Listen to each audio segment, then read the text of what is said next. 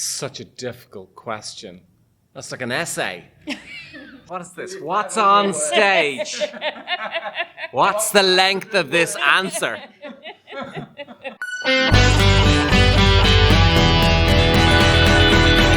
Well, hello there, folks. We're going into the rehearsal rooms at the Lyric Hammersmith Theatre today for a special look at Sing Street, the UK premiere stage adaptation of John Carney's 2016 coming-of-age film is finally upon us.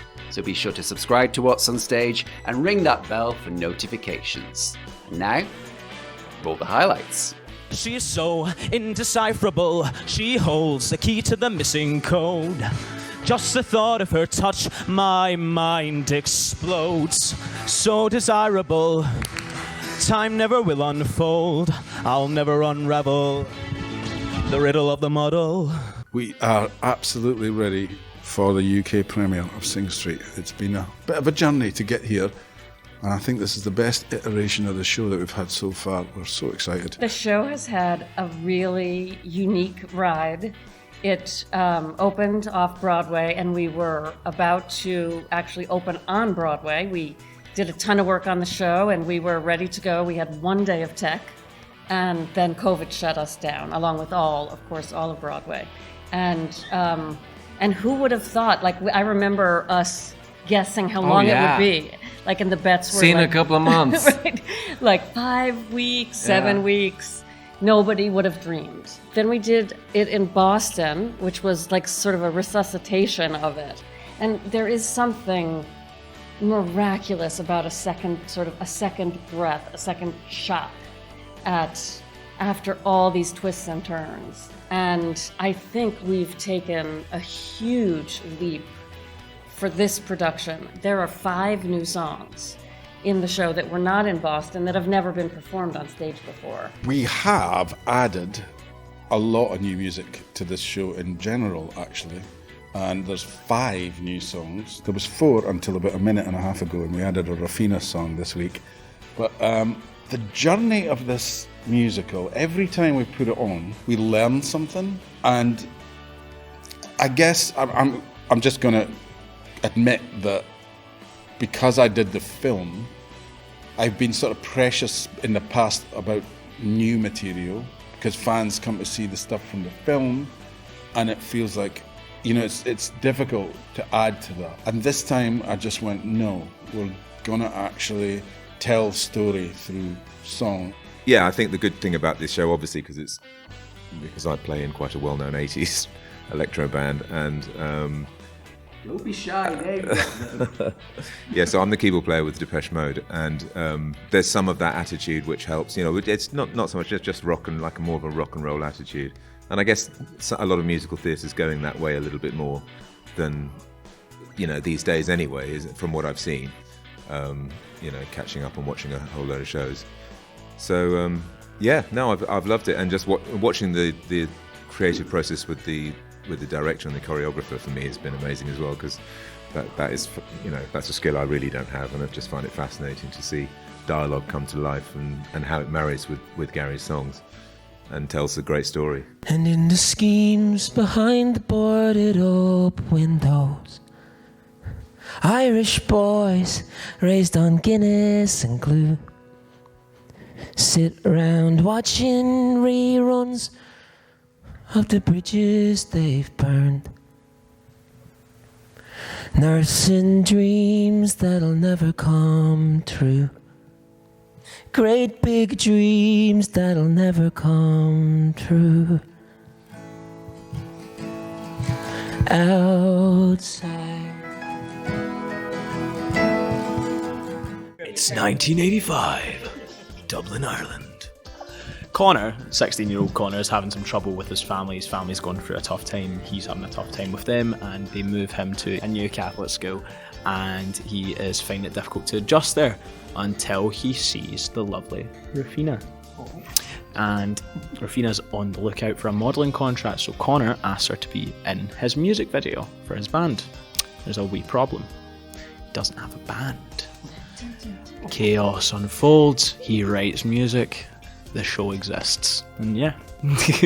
I play Raphina, and yeah, I identify with Raphina in a lot of ways. I suppose she's a very creative and complicated character, and she very much, what I love about her is she refuses to be a victim. She very much uses the arts and music to find connections with people and essentially to ornament her life, to make her life better than it actually is, which is something I'd argue that everybody does, but definitely something that I do. I play Brendan in the show. Brendan is Conor's older brother, and I'm not really having to act. I am this character. He basically just listens to music and doesn't go outside, so I'm just being myself.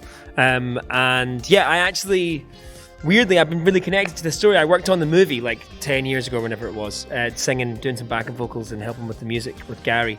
So I've seen this movie go and have another life and then come back, and so it's just such a pleasure to be able to be involved again with it. I am playing Conor, and I have a blonde stripe in my hair like they did in the movie.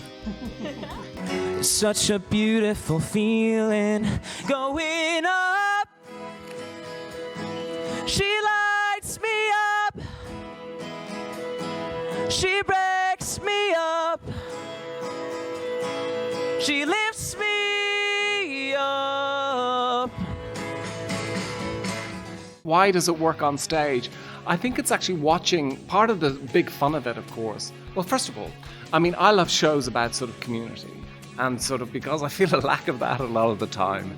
And, so when I see people together creating something, I feel as if, I need that, and I need to see that happen. And this has, of course, got that sort of sense of kids in a school, Christian Brothers School coming together, and a really cack-handed way, trying to form a band, and then trying to sort of pretending to be Simon Le Bon or whatever, and Duran and aping and peacocking, so physically and visually, it's sort of to me it's bloody funny, but also sort of structurally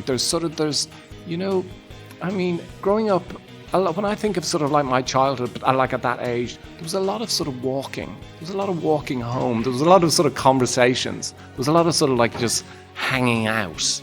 And so it flips from sort of them just having really awkward conversations about to one another, to then to trying to sort of be in a band. This is your life, you can go anywhere. You gotta grab the wheel and own it, and drive it like you stole it. I think because I worked on Once Too, and there is a sort of comparison to it.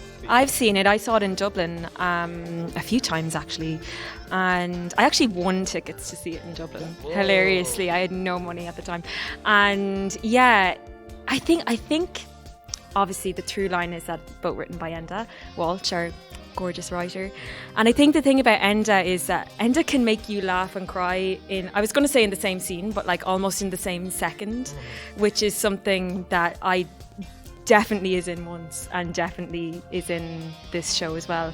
You don't really know how to feel. It keeps us on our toes as actors, keeps an audience on their toes as well. So, and then also just this story about music and people connecting through music and people, finding themselves through music really as well. So yeah, we'd be privileged to be put beside Once, for sure. Drive it like you stole it.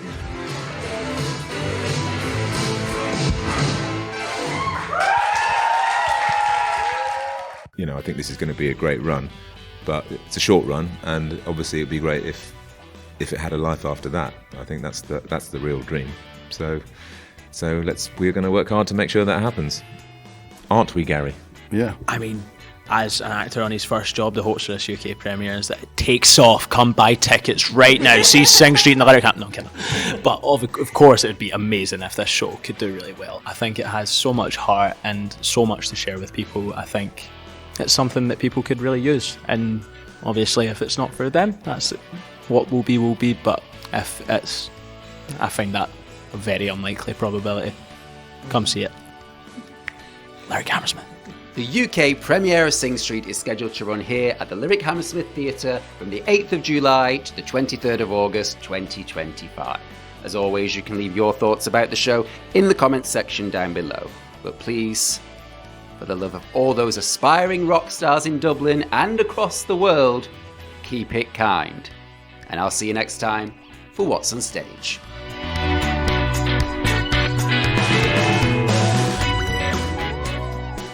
Do you remember the first time I met you and I had to get you to say your name 3 times though? Sheridan. But I just hadn't clocked that you were Scottish yet, and then when I clocked it, I was like, okay. Yeah, that's a funny little noise that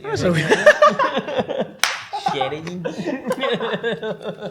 Are you ready for it? We're ready, Tom. Sorry, Tom. How close do I need to be? No, that's fine. Okay, I talk pretty loud. Anyway. No, absolutely not. No. Can we say that? Yes. This part, I'm looking at the camera now. This part was written for me. Thank you very much.